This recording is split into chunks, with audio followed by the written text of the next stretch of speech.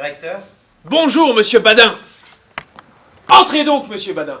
Et prenez un siège, je vous prie. Je suis confus. Du tout. Dites-moi, monsieur Badin. Voilà près de 15 jours que vous n'avez mis le pied dans l'administration. Ne m'en parlez pas. Permettez. C'est justement pour vous en parler que je vous ai prié de passer à mon cabinet. Voilà, dis-je, près de 15 jours que vous n'avez mis le pied à l'administration. Tenu au courant de votre absence par votre chef de bureau, et inquiet pour votre santé, j'ai envoyé 6 fois le médecin du ministère prendre chez vous de vos nouvelles.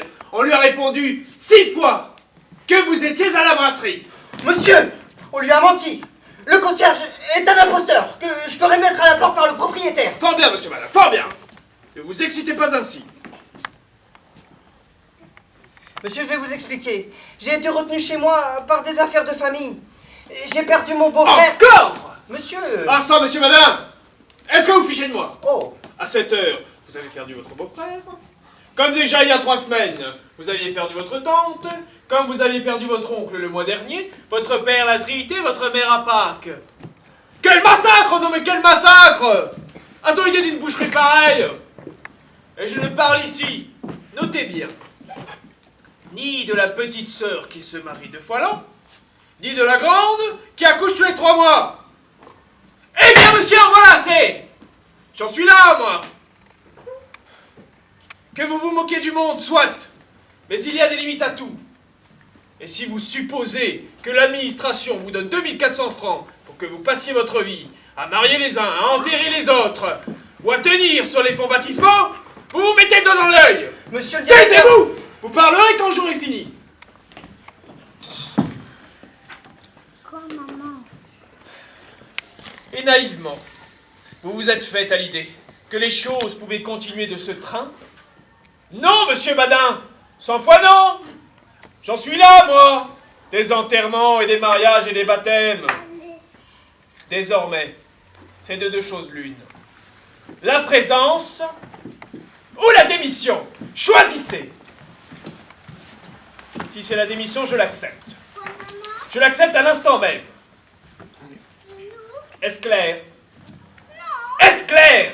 Oh, monsieur le directeur. À la façon dont vous me parlez, je vois bien que vous n'êtes pas content. Allons donc. Mais vous vous trompez. Je suis fort satisfait, au contraire. Vous raillez. Moi, monsieur Badin, que j'eusse une âme si traîtresse qu'un si lâche dessein. Si, monsieur, vous raillez.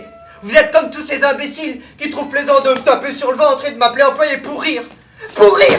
Dieu vous garde, monsieur, de vivre jamais un quart d'heure de ma vie d'employé pour rire. Pourquoi cela? Eh bien, monsieur, avez-vous jamais réfléchi à la vie du pauvre fonctionnaire qui, systématiquement, opiniâtrement, ne veut pas aller au bureau et que la peur d'être mis à la porte hante, poursuit, torture, martyrise, debout de la journée à l'autre?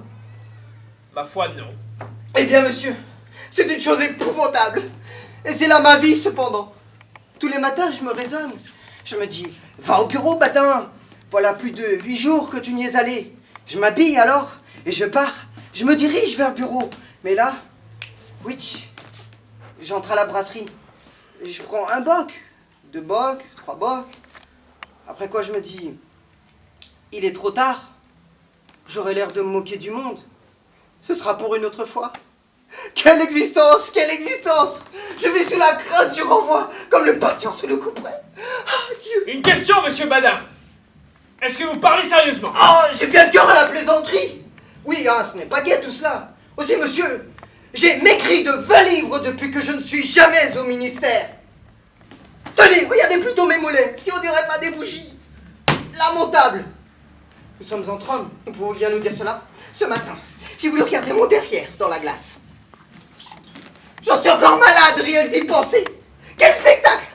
Un pauvre petit derrière de rien du tout. Gros comme un boulet de bois. Je n'ai plus de fesses, elles ont fondu. Le chagrin, naturellement. Les angoisses continuelles. Les affres. Ah, ça finira mal tout ça. Ça me jouera un mauvais tour. Eh bien, mais venez au bureau, monsieur Badin. Impossible, monsieur le Pourquoi? directeur. Je ne peux pas. Ça m'embête. Si tous vos collègues tenaient ce langage, on en- Excusez-moi, monsieur le directeur. avec tout le respect que je vous dois, il n'y a aucune comparaison à établir entre moi et mes collègues. Mes collègues ne donnent au bureau que leur zèle, leur activité, leur intelligence et leur temps. Moi, c'est ma vie que je lui sacrifie. Ce n'est plus tenable. C'est assez mon avis. N'est-ce pas? Absolument. Remettez-moi votre démission, je la transmettrai au ministre. Ma démission? Mais monsieur le directeur, je ne songe pas à démissionner. Je demande seulement une augmentation. Comment? Une augmentation? Dame, monsieur, il faut être juste. Je ne peux pourtant pas me tuer pour 200 francs par mois.